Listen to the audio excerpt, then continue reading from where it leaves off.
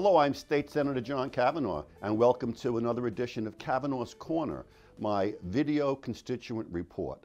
Let me begin by wishing everyone a Merry Christmas and Happy Hanukkah. Unfortunately, in troubled times. And I say troubled times because there are two threats that are facing America and the world. The first is the crisis at the border.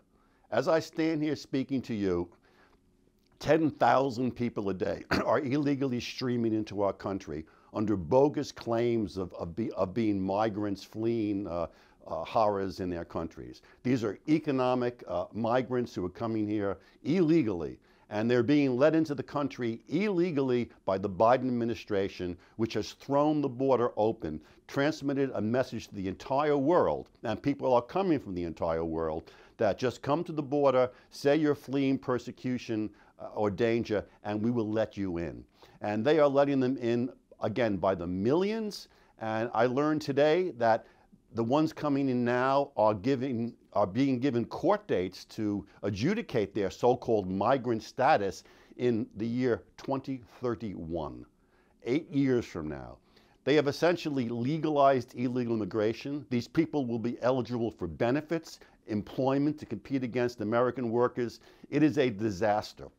And it is a disaster that can only be solved by a new administration. We need a Republican administration to close the border and to reschedule these people and to begin rounding up and deporting those who are here illegally by using internal immigration enforcement in addition to a secured border.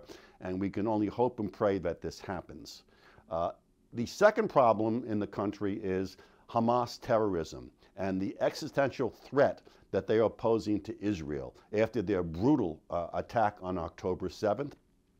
Not only is Israel fighting for its life, but many in the United States are attempting to hamper their efforts to protect themselves by eliminating Hamas, by attempting to create ceasefires, which will just give Hamas more time to regather their forces and strike again.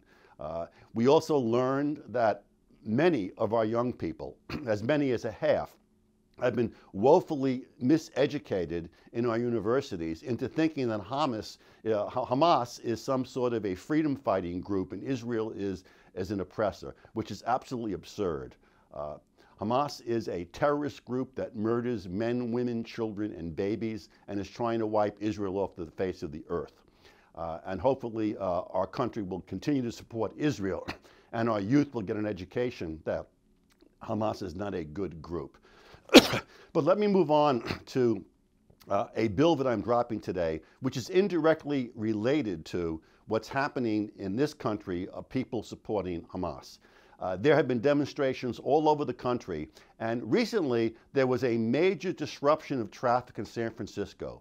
Pro-Hamas demonstrators blocked the Golden Gate Bridge for 4 hours, causing thousands and thousands of motorists to be stuck in their cars, 4 hours taken from their life.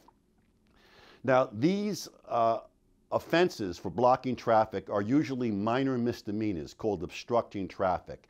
And that's not right when people block and disrupt the lives of thousands of motorists. So I am going to introduce legislation to change that in the state of Arizona.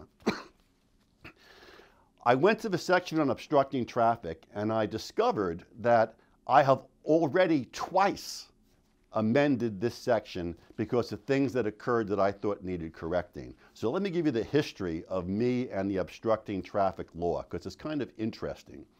The first time that I made a change to this was when President Trump was running for office the first time. He was scheduled to have a campaign rally in Fountain Hills, my hometown, in our big park in 2015. And the demonstrators knew that he'd be arriving at the airport and taking the Beeline Highway, the back way into Fountain Hills. They chained themselves across the Beeline to vehicles to block then candidate Trump from speaking at the rally and delayed the rally for over an hour. When I discovered that it was only a minor misdemeanor to do that, I knew the law had to be changed. Because when you delay somebody from getting to a political event or a government meeting or a government hearing, you're doing more than just inconveniencing people. You're literally stopping democracy from functioning. So I wrote and passed a bill that increased the penalty for obstructing traffic when you're trying to stop somebody from going to a political event or a government function. That passed, that went into law.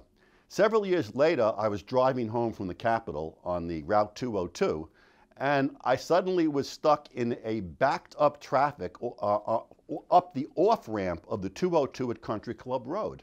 I've never seen traffic dangerously backed up into the actual highway itself. And as I slowly made my way down, I realized what was going on. There was a homeless person begging, panhandling at the intersection of the off-ramp and Country Club. And there was a traffic button to stop traffic for crosswalks. And what he was doing was, every time the light turned green to let people get off the highway, he would hit the crosswalk button to make it turn red again, so we could do more panhandling. So I passed a law that said, if you press a button other than to cross the street, it is also obstructing traffic. And that was signed into law. Well, the latest iteration, as I said, were these demonstrators blocking traffic on highways, tunnels, and bridges to obstruct and block people for hours on end, thousands of people. So I'm now changing the law for a third time to make it a felony if you obstruct traffic on a highway, bridge, or a tunnel, and you delay 200 or more people for more than 15 minutes. It's not right for people to do this type of mass disruption and only face a minor misdemeanor charge. It's a felonious action, and my bill will make it a felony. And I'm hoping to get bipartisan support. So that's it for Kavanagh's Corner. The legislature is starting in 2 weeks, 3 weeks. So there'll be a lot more of these to update you on what's happening here at the legislature and what I'm doing to represent you. I'm State Senator John Kavanagh. Thanks for watching Kavanagh's Corner.